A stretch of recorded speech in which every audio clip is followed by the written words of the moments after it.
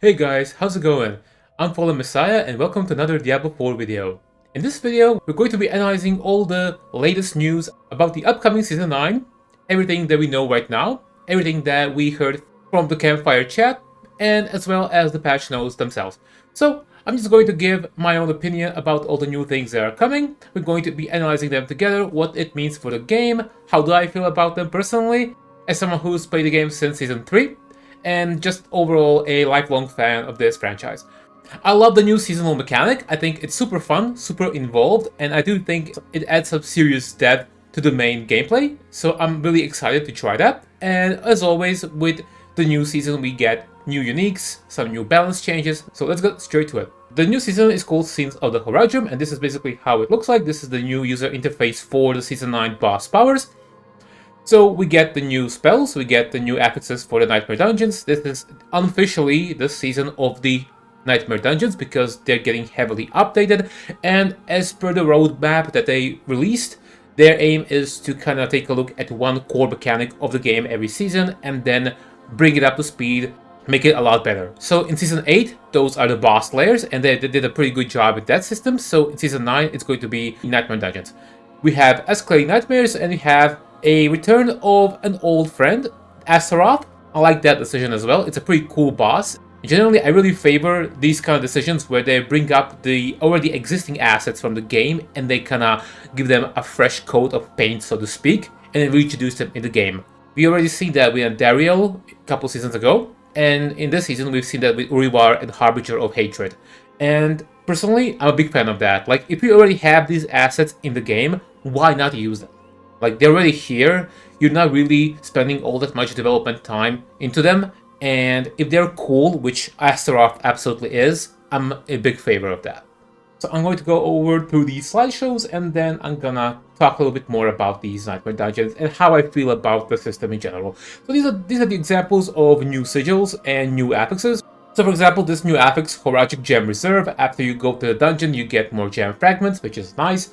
These are, well, the new things they're doing with the Nightmare Dungeons to make them a little bit more exciting, because currently they are in a little bit of a slump. So these are the Horagic Strong Rooms. Basically, these are sort of like a micro dungeons that are kind of reminiscent of the gauntlets, which were removed from the game at the moment. So you have the chance to finding these strong rooms, and then you can juice them up, and then you're basically trying to clear as many enemies as you can for best reward after the dungeon. So that's pretty cool, I suppose. And these are the new escalating nightmares. These are essentially 3 nightmare dungeons that you're going through in a row. Every time you walk into another level, you get more affixes, so both positive and negative affixes. So I guess this is exciting enough. But the main problem with this system is that this is quote-unquote endgame, just like, tributes are, just like, for example, Infernal Hordes, in a sense that if you're crushing Torment 4 content, this is not going to really challenge you. So I guess for farming, it's fine, but if you're following any meta build, you're never going to really struggle with any of these. So whether they have 5, 6, 7 affixes, it doesn't really matter. But I guess it's cool enough. We're getting something new and something exciting. I really like Astaroth, so I think that's going to be pretty cool as well that they're adding him back into the game. And these are essentially the new spells. So we have catalysts. They're like the meat and potatoes of the new spells that we'll be making. You bind them to a certain skill, similarly to the way that mercenary reinforcements work in the game. You bind the reinforcement to a certain skill or action. So this is going to be kind of in a similar sense, depending on how often and in what circumstances you want these skills to be activated. For this example, we have this Celestial Surge, some kind of stars falling from the sky. It looks pretty cool. I'm a big fan of that. They also have their own cooldown, their own lucky hit chance, and after rank 10, they also get, some kind of extra bonus as well. They also shown these anomalies. They are kind of like these passive summons, and they're reminiscent of Druid companions because they have this passive and active component as well. And these are infusions. Infusions are basically changing the way that our catalysts, our spells that we're creating in the Season 9 behave. In a sense, they get a different elemental damage, and also with that elemental damage, it kind of does certain things. It disables some affixes from monsters, and it also has additional perks. For example, this Fire Infusion destroys enemy buildings, which they showcased includes wall graphics, for example. And then on top of infusions, we also have a third layer, or let's say second layer of customizing our catalysts. These are sort of like these extra modifiers. They come in different rarities, magic, rare, and unique as well. So these are the sort of unique legendary arcana. Our catalyst receives special perks. These legendary orbs do different things, slightly different depending on what catalyst you bind them to. So this adds another layer of customization, and if you know me, then you know I'm all for it. You know, the more the better as far as that's concerned. So give players more things to play with is something that I always say. You know, let them have, you know, more options to customize things as, you know, how they want, more depth as, you know, developers were saying, and I'm a big fan of this concept. And on top of all of these, we also have these unique jewels. These are sort of like harking back to the previous season where we had witch powers, and along with them we had legendary jewels as well. So I love that. I was a big fan of witch powers specifically because the way they synergized with the gems, so that added another layer of kind of depth and complexity and customization, and I really love that they went with this route as well. This is something that I was missing from this season, season 8. You know, the boss powers, they're okay, but they're not as fleshed out as the previous season of Witch Power was. So I feel like, you know, they were missing a little bit something, and I like the inclusion of these gems. They're going to really make this a lot more customizable, and it has more tools for us to play with, essentially. This right here, called Liminal Echo, essentially cheat to death from Diablo 3. I imagine it's going to be very powerful. If you would take fatal damage, you prevent it, and you have this cooldown of 75 seconds. These are some additional gems that they're showcased. Specifically, the Tyrant Bane sort of emulates the Bane of the Stricken gem from Diablo 3 as well, though in this instance it speaks specifically to damage over time spells. So on top of the new system, we're also getting new legendaries, as is tradition for every season. Now, I have to say, I'm a big fan of the new legendaries that they're presenting. I think they're getting increasingly more creative with them. So for Season 9, they're really buffing basic skills. They'll be doing up to 2 to 3 times more damage than they're doing right now, and this particular boots speak to basic skills. For Barbarian, when we're at maximum Fury, we lose resource, but we gain a lot of damage. And we're trying to make sure that we're draining as less Fury as we can, so that we can keep up with the buff. So I like that. This is a new item that speaks for Druids Pulverized. They kind of create this little poison puddle, and then you can splash this puddle to create more AoE. So I think this looks visually really appealing. However, of course, the main question is it going to fit well into the meta? Is this going to be useful, in actual gameplay in Torment 4, or is this just going to be novelty? I guess time will tell. They sometimes hit or miss with these items. For example, in current season, we have, Gatlin's Birthright, the new helm, which was meant to kind of speak for human druid as opposed to werewolf or werbear. But I think that it failed kind of spectacularly, and they tried to buff it a couple of times, but it's still just not good. Now, this is actually something that I'm really excited about, and I will definitely create a build in the PTR for this. I really love this. So this is exactly what I want from Diablo 4 dev team to do with unique items. So what this does is, as a necromancer, you sacrifice skeletal warriors and golems, and then you instead create additional skeletal mages. When these mages attack enemies 25 times, they turn into skeletal archmages, and then they're empowered, they deal more damage, and they also teleport away when they get attacked. So this actually does several things. First of all, instead of minions tanking for you, you essentially become the tank for your own minions, which I love. This is something that turns the gameplay upside down, and basically you are enabling your minions to do damage and you're taking the brunt of it. So I love that concept. I love when the unique item actually does this and it introduces a completely new gameplay. So I will definitely be making an Archmage minion necromancer in PTR, and I'm looking forward to test this. This is a flurry rogue build that they showcased as well. It looks super fun. Basically, it just supercharges the rogue. They attack super fast with a lot more damage, but they lose life every time they do. And I've seen the gameplay. It looks pretty funny, like something out of the anime, like they just bam, bam, bam, bam. Big fan. Looks super fun. Now, this is something else that I will be testing out. So this one specifically speaks to Hydra, which I love because Hydra is one of my favorite skills in the game, but it's so underutilized. You can't really use it because there's not a whole lot of things that you can do to make it do a lot of damage. So this actually is going to supercharge Hydra, make them into a giant three-headed Hydra, and then every time you have something like, for example, whether it's an item or a temper that would make, or a skill that would make Hydra grow more heads, it instead deals multiplicative damage for each head it would have received. So it's a great concept. I like that, and this is the second build in the PTR that I will be making. And of course, every time I make a build, I also make a D4 planner, I make Paragon, I make everything for you guys, so you can definitely expect these videos to come out as soon as PTR becomes live. I'll be honest, this one doesn't really excite me, so this is something that speaks to Spiritborn's Thorns, converts it into a poison as well. I'm not the biggest lover of Thorn builds, so this is not something that really interests me too much, but I guess it's a good concept. But overall, what I'm really pleased about is seeing how creative they're getting with these uniques. This is what uniques should be doing in game.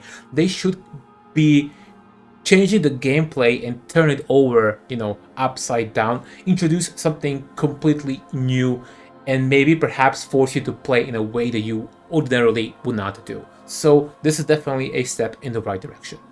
This is something they also talked about, so I definitely, if you've been playing Season 8, you definitely feel this. Like every time you open, for example, a chest, let's say 250 Cinder chest in Helltides, and you get 0 Ancestrals. Or, for example, you go through this pretty epic fight with Harbinger of Hatred, and then he drops also 0 Ancestral items. It doesn't feel good. There's this delicate balance between making sure the game doesn't rain legendaries, which I think they kind of did well this season, but now we have an opposite problem where these fights, these activities don't feel rewarding enough. I will be speaking about this in my review for Season 8, which is coming up pretty soon, so I will go into more detail there. But basically, what I'm just trying to say is this is definitely a step in the right direction, because right now, a lot of activities in Torment 4 just don't seem rewarding enough. This is a very welcome change. They also increased legendary rune drops, which I'm definitely in favor for. They're definitely under-tuned a little bit. Also, all Undercity tributes now drop a rune. That's fine too. I like that.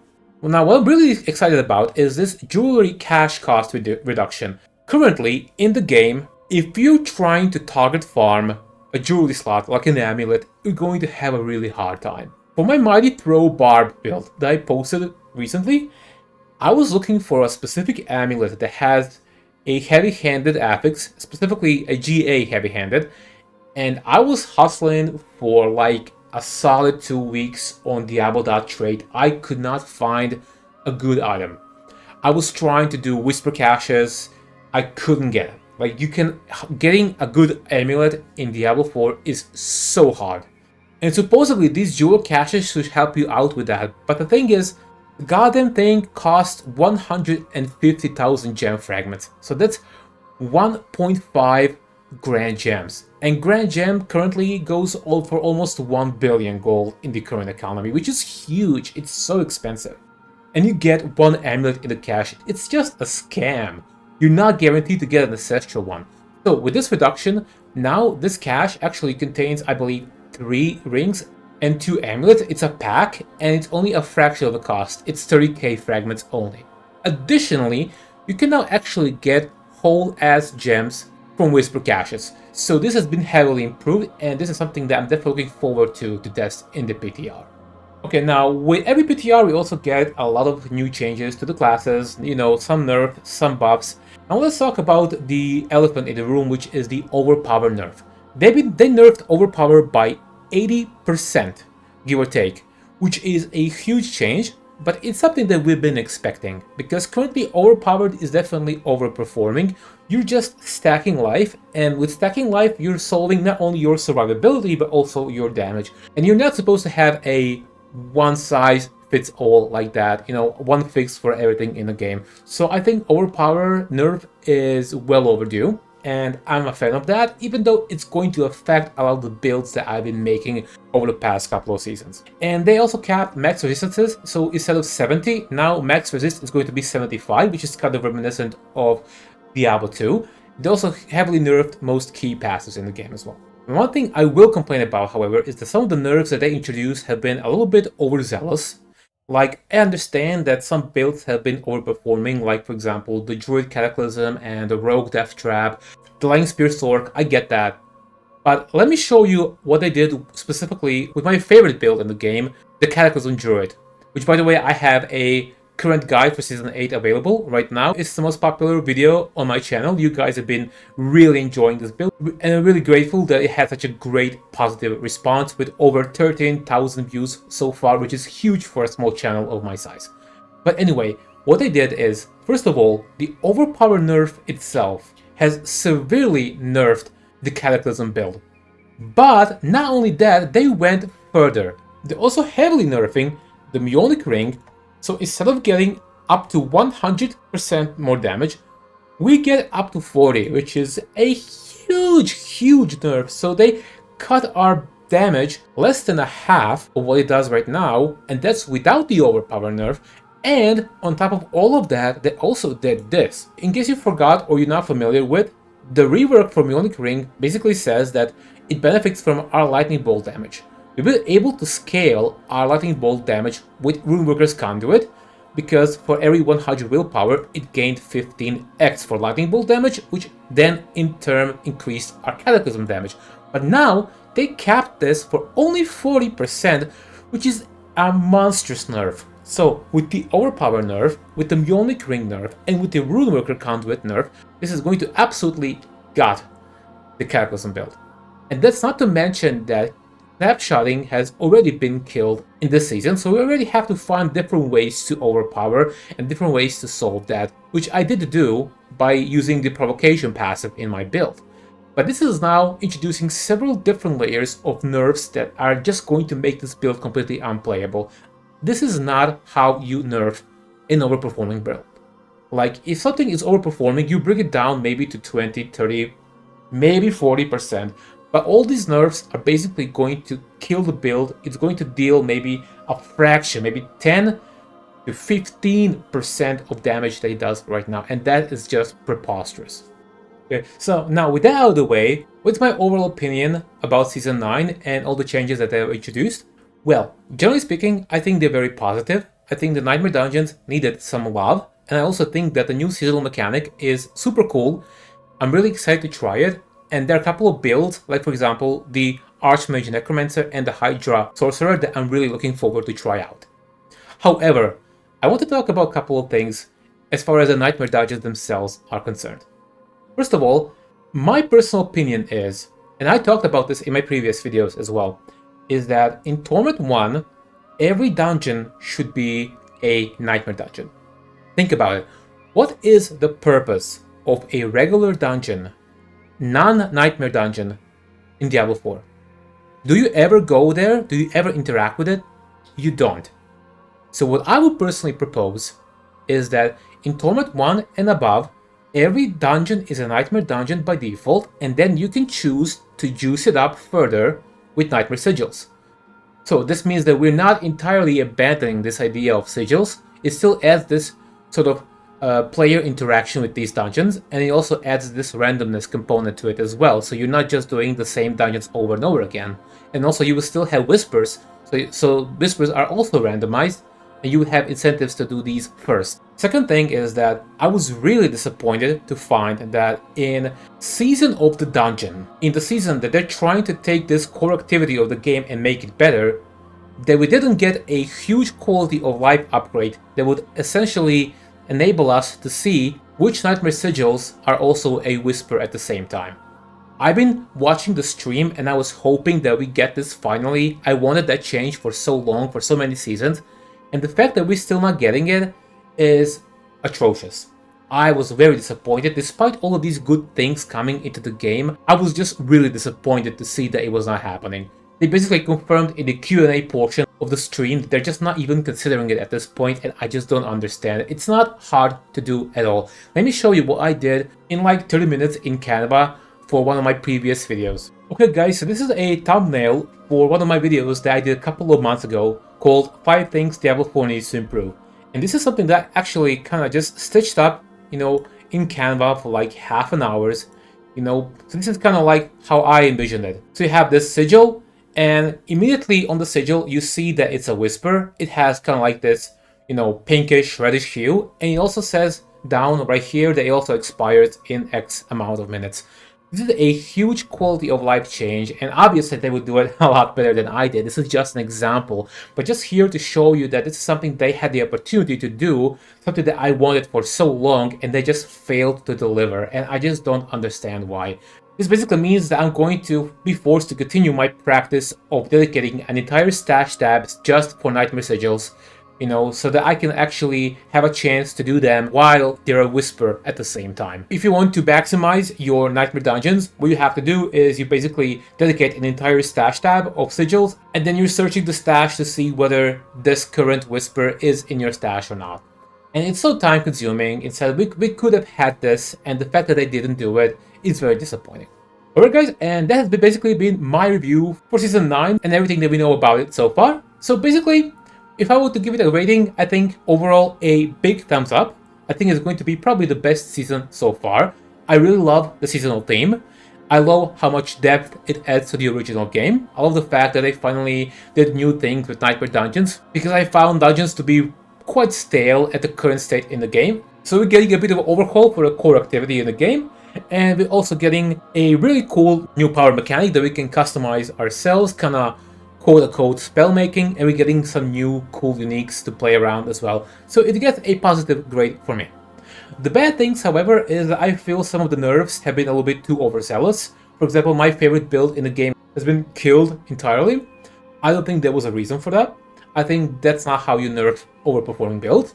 And also, there was a huge opportunity that they missed to add a big quality of life upgrade to the game, which kind of disappoints me that they did not. But those are just my opinions. What do you guys think?